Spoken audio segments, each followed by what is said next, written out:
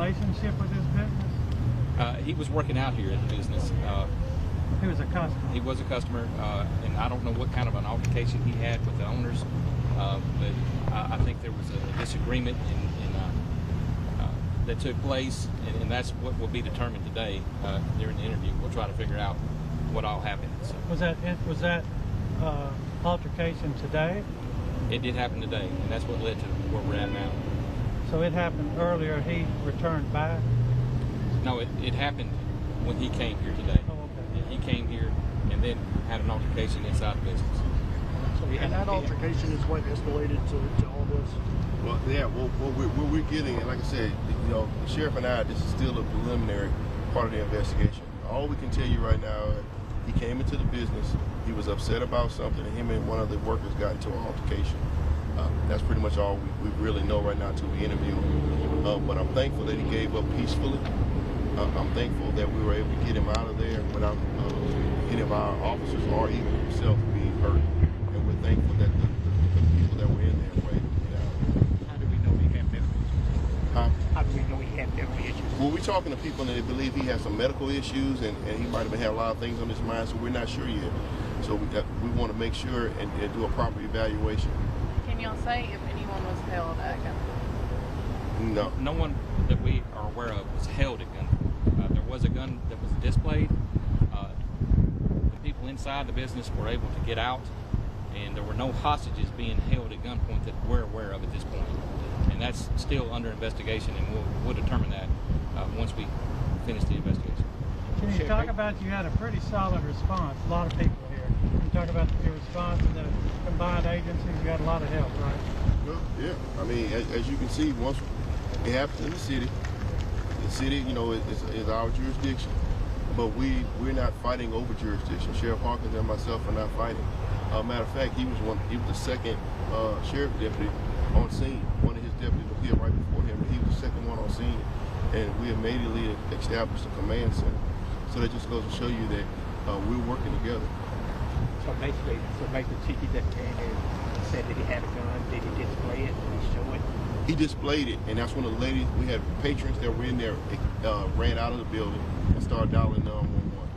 So that's where all the rumors got started about maybe an active shooter or something, because he ran out, they ran out, and everybody was in a frenzy. And like I said, then we made a call, and we just took time, set up a perimeter, and was able to negotiate and get him out. So he was in there by himself? Yes, at the end he was, yes. About what time did those initial calls come in? Right at 12. And it took you guys, I guess you guys are here in the next few minutes. Yes. Is it too early to talk about what his charge would be? Yes, it is. We'll release that later. Do you know how many people were inside when the altercation started? I don't. We don't at this time. Were there any shots fired? Not that we're aware of at this point.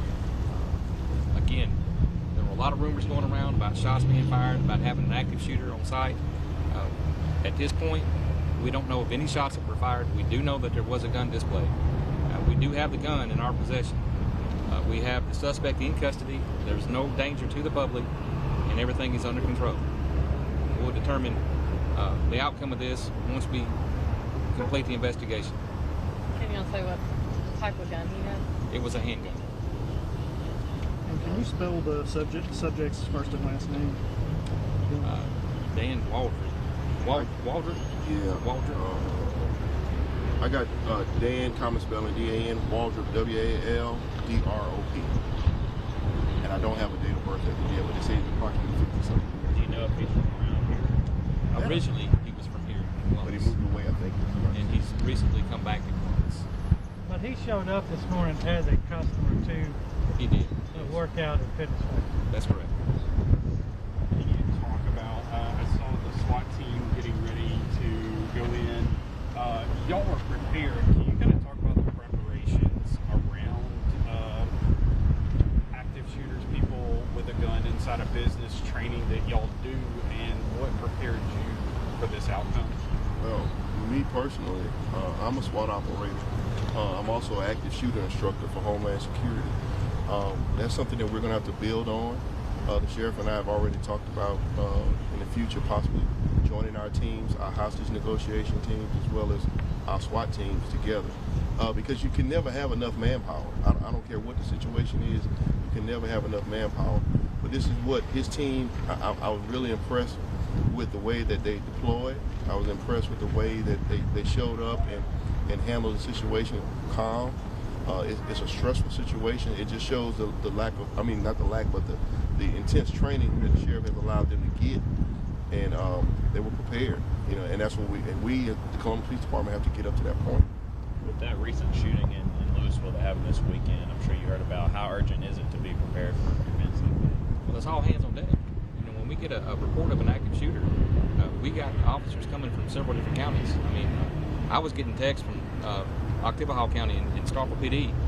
They were getting their team on standby just in case we needed backup resources. And that's what it's all about. Law enforcement coming together and working together and being prepared and training together for situations just like this. So when we get a call of an active shooter, it is all hands on deck, and we do respond in force so that we can get the situation under control as quickly as possible and save as many lives and prevent any injuries or anything to the public.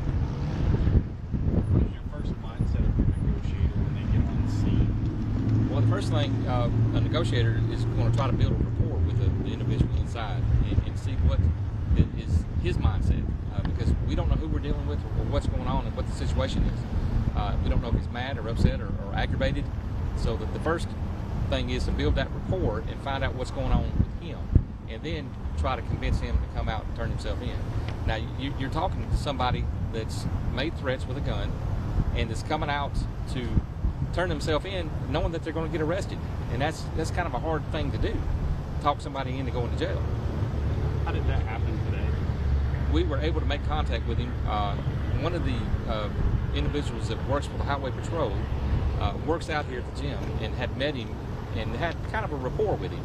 So he was able to make contact through the doorway and speak with him and convinced him to put the gun down. When he did, entry was made and he gave up peacefully with no injuries or no incident inside. So it was a peaceful resolution, and we're so grateful that we had an officer that was here on site that had that rapport and was able to talk to me, and it ended peacefully. Chief, do you know how many people were in the building when this first started? We don't. But we know they had patrons working there. They were open. Yes. Are they currently closed? For right now, yeah, we're processing the scene, and right now we're allowing some to go in and retrieve like their keys so they can get in their vehicles and leave. Once we finish processing, they'll be back up normal based on the management's decision. How long do you expect it? I have no idea. Did you guys have any of these businesses or any of the businesses over there locked down or shut down or anything during the We did have the patrons that were at these businesses move out of the area because we didn't want someone to be shot with a random round that could have went off somewhere. And we were real cautious about our crossfire and make sure that our officers were in positions that wasn't going to cause a problem to the public. We did shut the roads down to make sure that there weren't any vehicles passing by the business so that we could protect the public the best we could. Which roads were shut down? 5th Street right here from 18th Avenue to Lincoln Road was shut down. For the people who were inside here this time, what's some reassurance? I think they did a great job. I think they did a good job of getting out of there. And active shooter training, they tell you either to stay or run. They ran and they called. I want to give a compliment to our dispatch, because our dispatch got flooded with multiple calls from 911, and they were able to get the information out to us so that we knew when we pulled up that we did have someone with a gun. We were able to set up a perimeter. They were able to contact the sheriff's office and relay information to us. As of right now, everybody knows we can't talk to each other, but in the very near future, we're going to be able to communicate on one channel and talk, and that's going to be a big plus for us. But we just thank everybody who played a part. I'd like to say this too. The business itself, there's no danger to the business or to the public. So the public can come to the business and participate in working out and everything here. This one individual doesn't make the business a bad place. This can happen anywhere. It happens all over the country, at the grocery store, at church even. We see this in schools. An active shooter can show up anywhere at any time. But we're grateful today that nothing happened, no one was injured, and everybody's safe. And that's the biggest thing that we want to relate to the community. But when we do get a call like this, we are going to respond as quickly as possible and try to get the situation under control without any harm to the public or injury to the suspects. So, as we wrap up, what would you say to the women and men that work for both of you that prepare for this kind of thing? I think the sheriff and I both said we're proud of it. we are. We're very proud of it. We got a good group of guys, and we train hard, and we prepare for this, and we're just really grateful that they are trained and prepared to come out and handle this kind of situation when it does happen. Yeah, what kind of advice would you give to anybody in Columbus if something like this happens again, if they're faced with this kind of scenario? What kind of advice would you give to them to kind of prepare them on how they should best respond to that? Well, I mean, it goes back to your instincts. It's going to be based on your instincts. If you feel that you can get away, run. In some situations, you might have to fight. And if you can't, you have to barricade yourself in, lock yourself in the bathroom or something until help arrives. But these group of individuals, when they heard it, they hit the side doors, back doors, front doors. They all exited, and each one of them grabbed phones and started dialing 911. So that was a big help for us. And we will be putting on some training in the future to help citizens and businesses with this type of stuff, so they be prepared. We'd rather them be prepared and have an idea of what to do than to be in a panic situation. It's easy for us to say not to panic, but at the end of the day, this is not something that a person deals with on a daily basis. Even the sheriff and I, we've been doing this career for a long time. We still get nervous in situations like this. Absolutely. So when we have active shooter training, that's exactly what we train. To run, to hide, or to fight. That's your three options you have. And when you're dealing with somebody that has a gun and they're actively shooting, that's the three steps you gotta take. If you can get away from that situation by running, calling 911, getting us to respond, that's the best thing that can happen. If you can't run, then to hide in place, and if all fails, then absolutely you gotta fight for your life. And that's the training that we go through as officers when we're dealing with active shooters, and that's what the public goes through as well. So basically that's the three options that they have.